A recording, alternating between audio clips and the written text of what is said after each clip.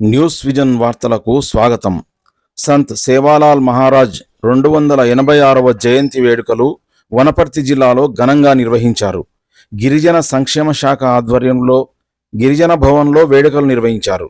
ఈ వేడుకలకు ముఖ్య అతిథులుగా రాష్ట్ర planning board vice chairman doctor G Chinnareddy, Wanaparthy శాసనసభ్యులు తూడి మేఘారెడ్డి పాల్గొని ప్రసంగించారు.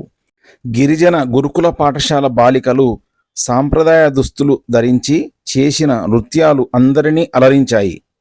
గిరిజన సంఘాల ఆధ్వర్యంలో వనపర్తిలో నిర్వహించిన ర్యాలీలో వనపర్తి ఎమ్మెల్యే మేఘారెడ్డి పాల్గొని వారితో పాటు ఉత్సాహంగా నృత్యాలు చేసి అందరినీ అలరించారు.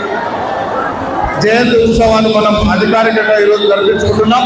ఈ కార్యక్రమాన్ని అధికారికంగా జరపమని చెప్పి 2 కోట్లు రాష్ట్ర స్థాయిలో కేటాయించి మన వనపర్తి కూడా 2,60,000 కేటాయించిన గౌరవ ముఖ్యమంత్రి గారు కూడా ఇక్కడ నుంచి మనం ఒకసారి అభినందనలు తెలియజేయాలని కోరుకుంటూ,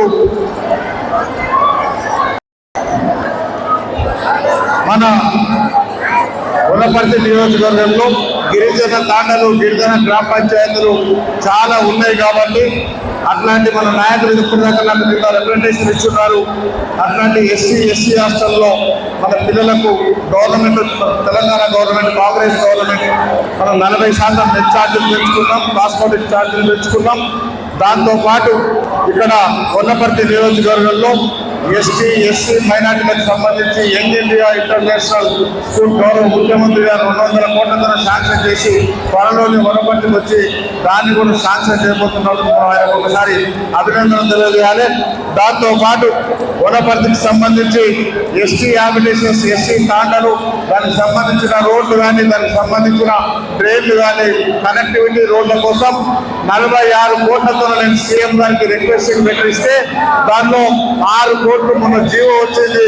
ఇంకా సీసీ రోడ్లకు సంబంధించి ఈ రోజు రేపు మనకు జీవోలు వస్తున్నాయి. అవన్నీ మనం ఓపెన్ చేసుకోబోతున్నాం త్వరలోనే. దాంతోపాటు ఇంకా 40 కోట్లకు సంబంధించిన ప్రపోజల్స్ ఉన్నాయి, తొందరలోనే తీసుకొస్తాం.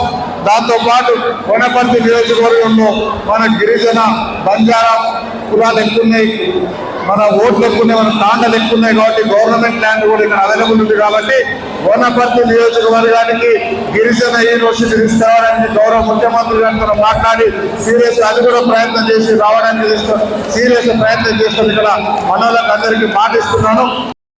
సంత్ సేవాలాల్ మహారాజ్ గారు ఉమ్మడి ఆంధ్రప్రదేశ్ రాష్ట్రంలో అనంతపూర్ జిల్లా గుత్తి ప్రాంతానికి చెందినటువంటి మహానుభావుడు.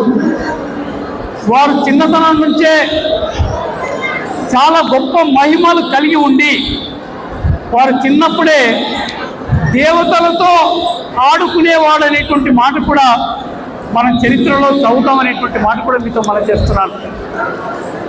జగదాంబ మీరందరూ పూజించేటువంటి మాతకు ఆ రోజు గొర్రెలు, మేకలు బలిదానం ఇవ్వాలని నిర్ణయించుకుంటే జంతు బలి మంచిది కాదు, ఒక జీవిని చంపొద్దు, రక్తదానం అని చేయొద్దు అనేటువంటి మాట ప్రకారంగా ఆ గొర్రెలు, మేకల బదులు నేనే నా తల ఇస్తాను, నా రక్తాన్ని ఇస్తానని సంత్ సేవాలాల్ గారు తన తల నరుక్కొని ఆ జగదాంబ మాత ముందు ఆ తలను పడేస్తే జగదాంబ మాత గారు మెచ్చి వారి తలను మళ్ళా శరీరానికి అతికించి ఈయన చాలా గొప్ప పుణ్యపురుషుడు, గొప్ప మహిమలు ఉండేటువంటి వ్యక్తి, ఈ లంబాడి ఈ జాతికి ఈయననే ఈరోజు ఒక గొప్ప గురువుగా నిలువుతాడు అనేటువంటి మాట